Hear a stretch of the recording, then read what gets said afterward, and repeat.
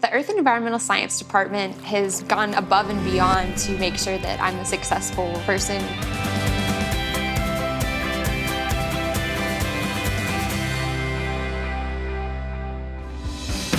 I'm Haley McQueen. I'm an environmental science major in the accelerated bachelor's to master's program.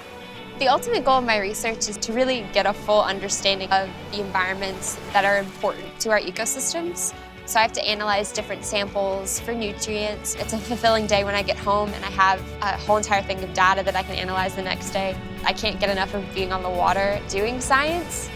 The summer after my freshman year, I was fully funded by the Office of Undergraduate Research to go with a team of interdisciplinary students and faculty to a conference in Hong Kong, presenting research for the first time. It opened my eyes to what I could really do and what I could be a part of. I love being in the lab, I love being on the water, learning about the different chemistry and how it all works. I just kind of can't get enough of it.